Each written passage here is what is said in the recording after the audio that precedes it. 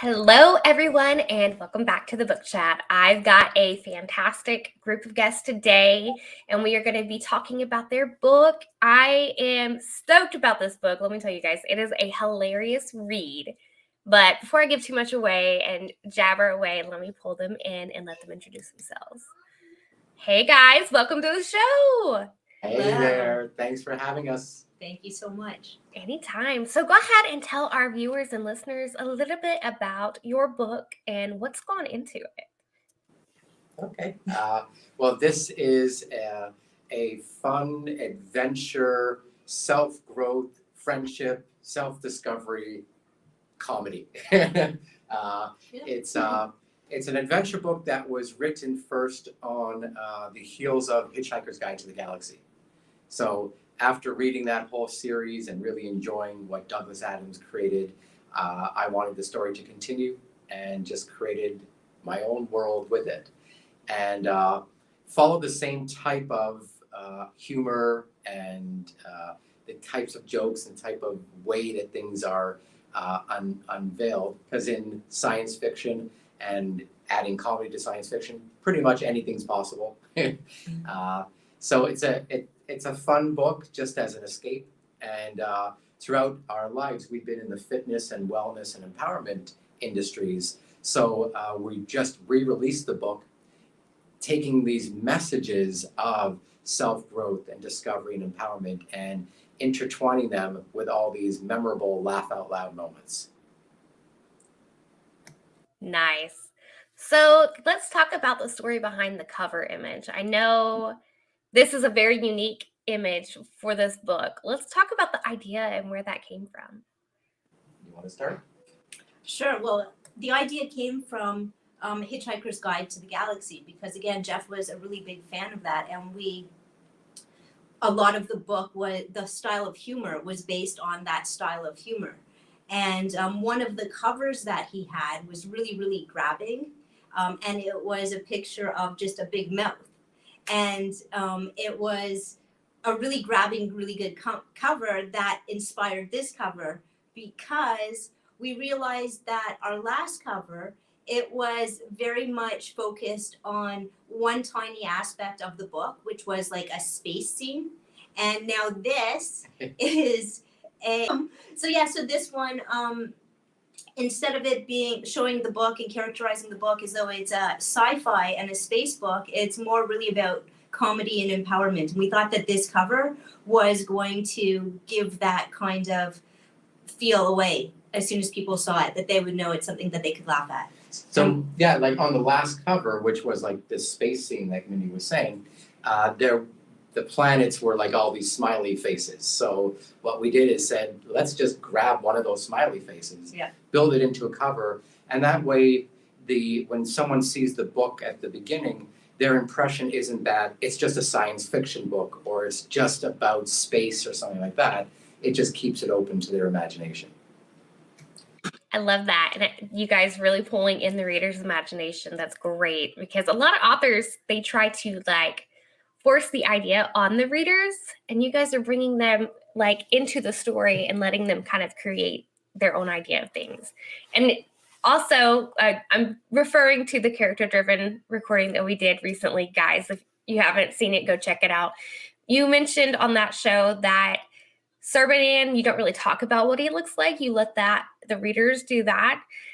That also plays into that. And I love that about that. I love that you guys incorporated that into the writing. Well, imagination is the beginnings of everything. Anything that happens around us, it first starts with an image in your mind. So if we can touch people and get them to unlock that imagination capabilities within them, then they become part of the story in a completely different way. And it becomes more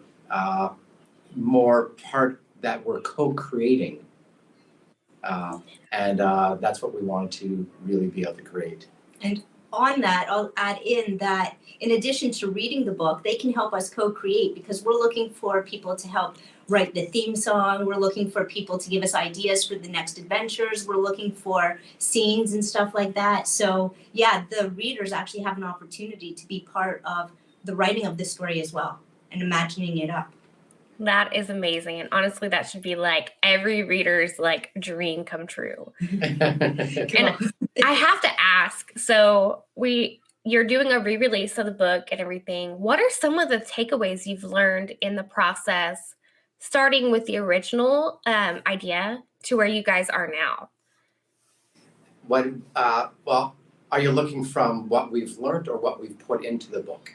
Probably go ahead and share both, because there's going to be a lot on both sides. I know that's a huge question, but I am curious as an author and a reader, like, you know? Well, the process the first time around was understanding that launching a book is launching a business. Mhm. And we had to go through that whole process. It was first, okay, here's the book, yay, now it's done. Okay, now it has to be edited again, and again, until... And still. And still. And then once it's edited, it's like, yay, it's done. Wait a minute, now we have to get this put together in a way that's going to be able to be uploaded somewhere, because it's not just the Word document I have, that has to be structured in the right way. Okay, great, now it's done. Oh yeah, we need a cover. And then we decide to do the audiobook, and then you're going to decide whether you're doing an ebook or paperback, and then pricing it, and then figuring out how to write what the book description is, and the whole Amazon world. So going through it a second time now, we have more insight to know, okay, we're not even going to attempt to create our own cover. We're not going to attempt to do the typesetting. We're not going to do the editing on our own. We decide, okay, let's look for people who have an expertise in each of those areas. Because the amount of time it would take us and the learning lessons, it's just not worth it for the cost that you would put out, which you're going to have to put out anyway. Yeah. So it was more approaching it from that standpoint, being more strategic with it. Okay, let's launch it, but let's do it in a particular way so that we're building up to the excitement of what it's about. That's on the business side, like from the author perspective. As far as the storyline, we've been continually on a journey of our own transformation and connecting with different people who have wisdom to share and innovations to share and different philosophies. So we spent the last probably 5 months, 6 months really absorbed in educating ourselves, learning more deeper levels of, well, what does self-love and unconditional love mean? What are the things that people need to know so that they can take simple action steps that are going to move them forward on their journeys of transformation? Mm-hmm. What are all these different things that would be important for people to know so that they can be happy? Yeah. Our goal has been, our mission for the last couple of decades has really been to inspire people to love better how they look and feel and act and function and live. So we've been able to take even more messages, embed them into the book, and that's been the big process of where it went from what we had to what we're relaunching now.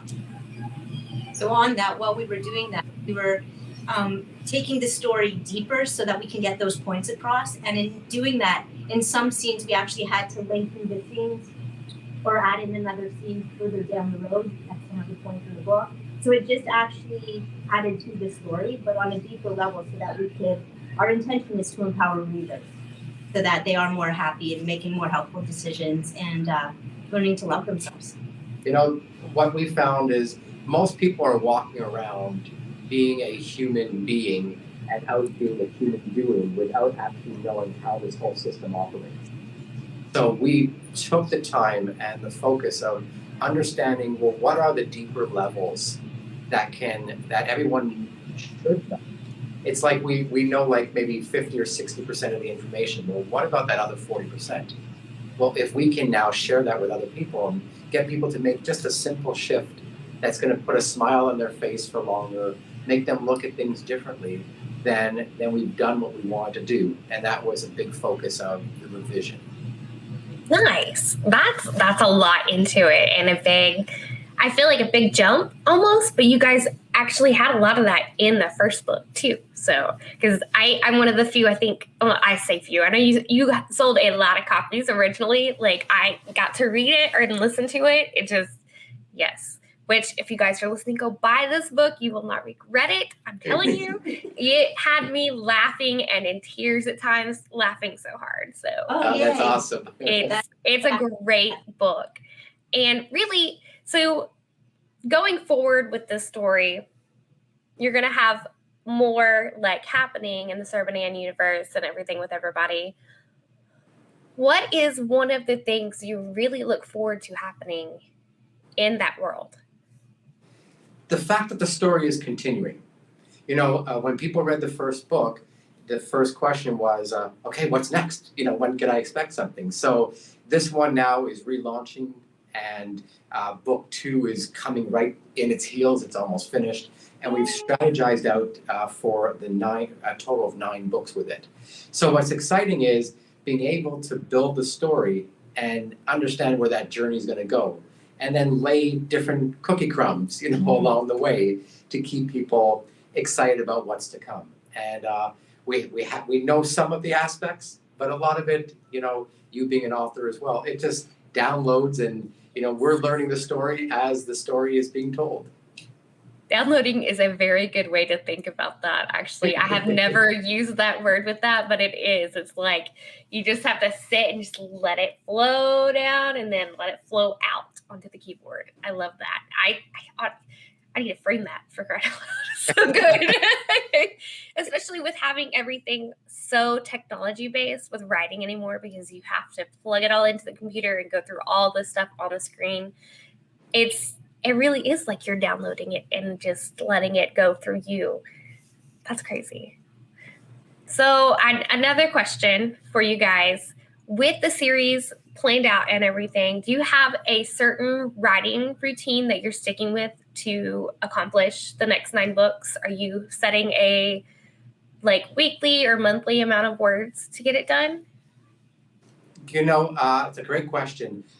We've never sort of operated that way. We've operated much more based on those downloads coming in, being present, being in the moment with it. Some days you could sit down and write a few thousand words, or 3,000, 4,000. Some days it's just a sentence here or there.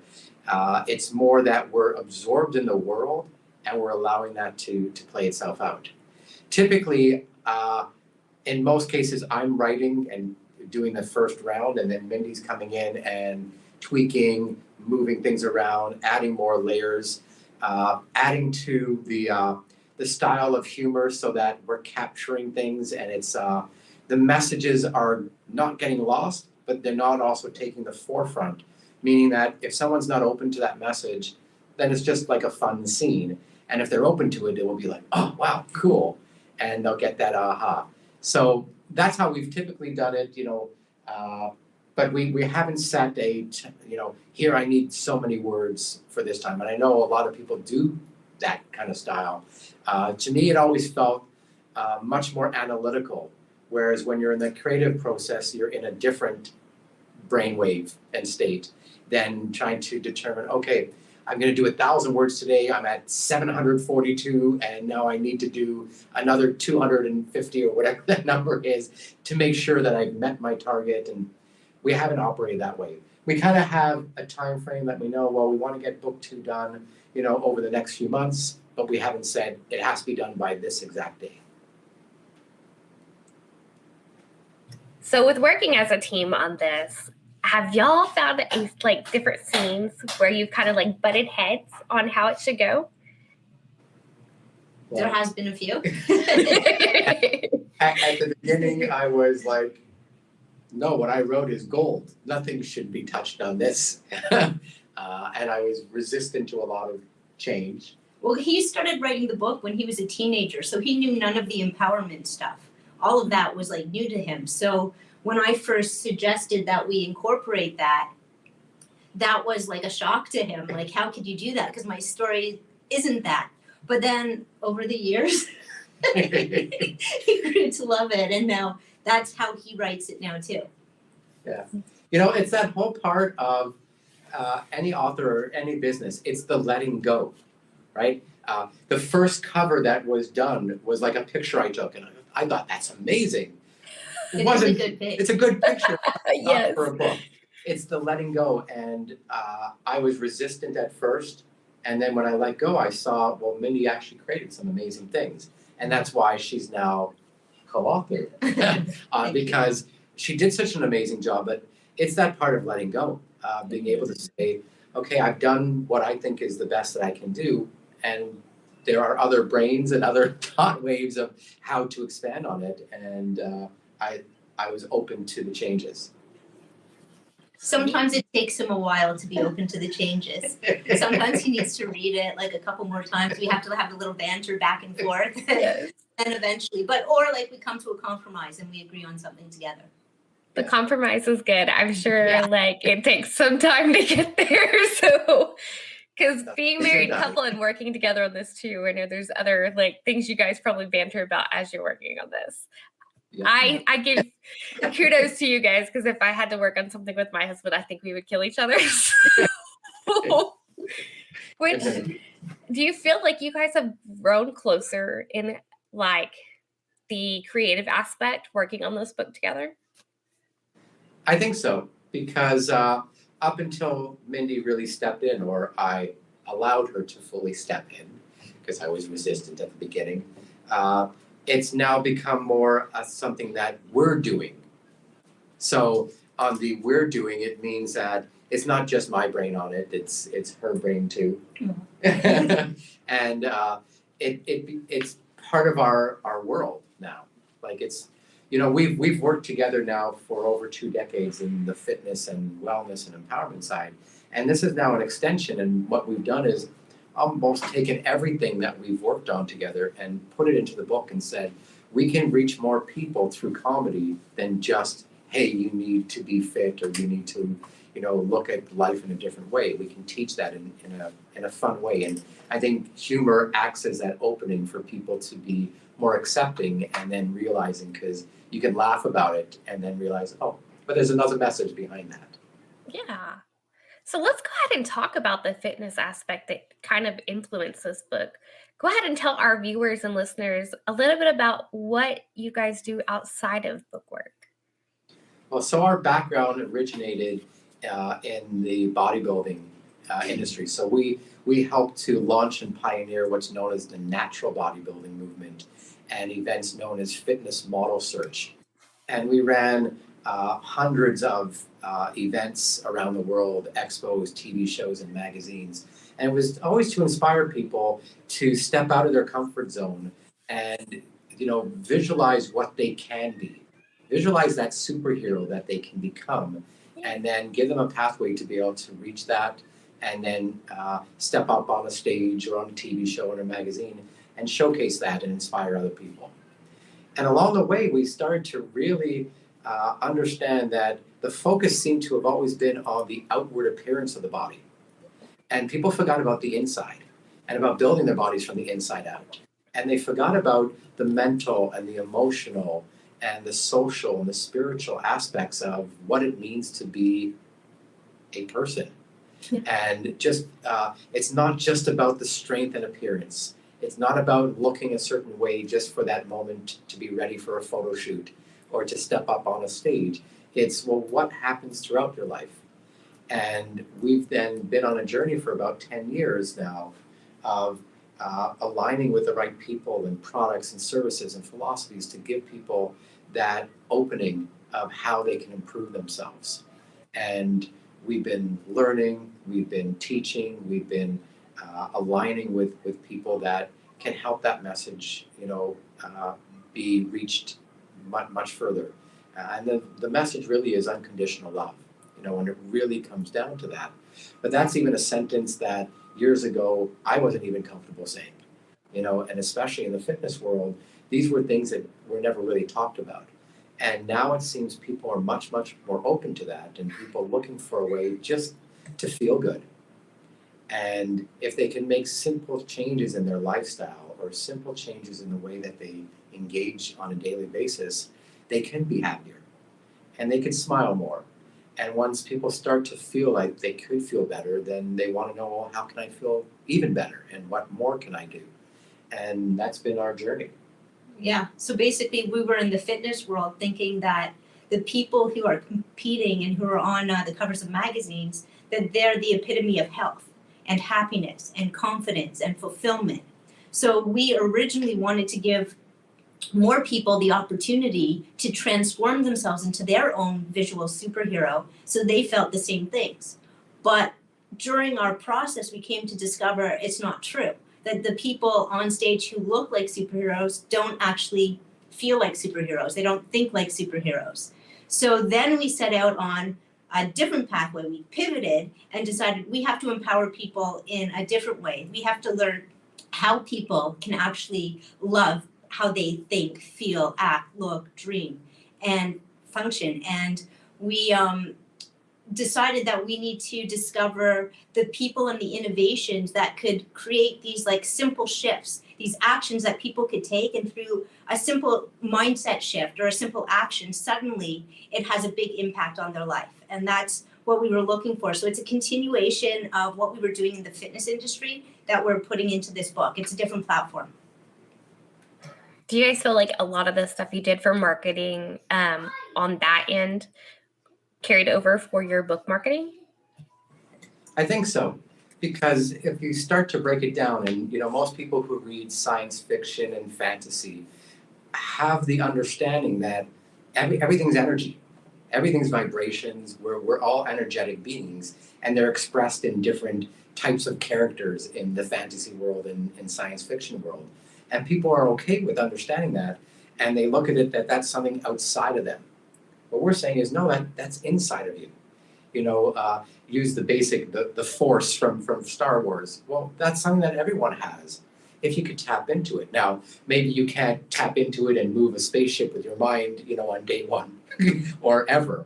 It's more the knowledge that we have all this power within us. And if we can direct that in the right way and the right energy behind it, it's going to change the way we feel. Everything that we take into ourselves, from the food we eat to the drinks we put in to what we allow to enter our mind, has a vibration. And after you've nourished yourself and that is excreted out, all that's left is the vibration. And all that you think about, what you read, what you watch, all that's left is that vibration. So you get to choose what you want that to be. And that's going to change the way that you conduct yourself on an ongoing basis. So we've taken a lot of the messaging of what was originally put out on the fitness end of, okay, let's make ourselves look good. And we switched that and said, well, in the process of feeling good, you're going to look good. Let's focus on the feeling good part. Yeah, and in that way, instead of looking like a superhero, now you unleash your inner superhero. And for those that aren't ready to take that step yet, well, let's just get them to laugh. And when you're laughing, when you said you laughed out loud to tears, you're in a moment where you're not thinking about anything, you're just in joy. Yeah. And you're in that moment. And if you can carry on that feeling for another few moments, well, then you're going to feel better for another few moments. And find other ways to tap into that. And the cool thing with that also is that when you laugh, you're actually then firing the feel-good hormones into your body. So in addition to making you feel good, it's actually doing really good things inside your body. So that not just in that moment, but later on, you also feel good too. Yeah, that's true. That's exactly what I was thinking when you guys were talking about. It's like the laughter is the key of releasing all those endorphins. I like that. That's great. Yeah. And that's a really good message for readers to take away too, because it's good to have sad stories every now and then, but I feel like we need more laugh out loud stories like this in the world because the world's kind of in a rough place right now and we need to change those vibrations. And this is one of those books that's going to do that. So yeah. Did you guys have that in mind, that it was going to go out and change, like have such a big impact on people's lives when you wrote it? Yeah, that's what we really wanted. We wanted people to laugh, to feel good, people who are looking for an escape, people who are feeling depressed or just not in their right state. Well, then take a break. Do something that's going to make you feel good, make you just forget everything else around you and do something where you feel good, and then everything else around you changes. It really does. It's the energy that you put towards it. Any situation, no matter how dire, there's always the good and the bad on how you can look at it. And if you can, what Mindy always says is find the golden nugget in that situation, then focus on that part. Even if it's teeny, there still is that possibility of you feeling better if you focus on the thing that will make you feel better. Yeah. And everything has a trickle effect, because if one person's feeling better, then they may smile at the next person that they see. And that might uplift that person, and then so on and so on. So there's that ripple effect. But yeah, when you asked, like, if we had this as an idea, our goal is to help raise the social consciousness and like shift things so that more and more people are loving who they are and discovering their passion and becoming creative and putting more out into the world from a space of love rather than from fear.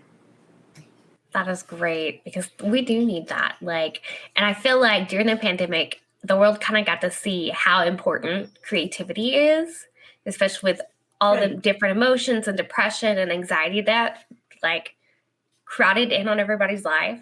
That creativity is what everybody turned to. And this laughter and taking a break and stuff, like you've mentioned, that's what we all need at times.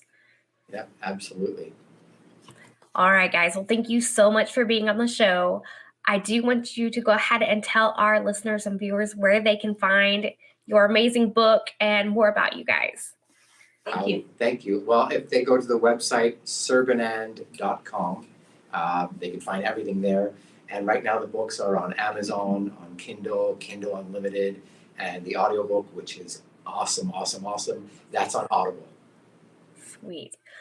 Well, guys, once again, thank you so much. And you guys, you can find all of my stuff at my website, thechaptergoddess.com. If you're listening, make sure you like and subscribe to the podcast channel. If you're watching, make sure you subscribe and like as well. Have a great day, everyone. Thank you. Thank you.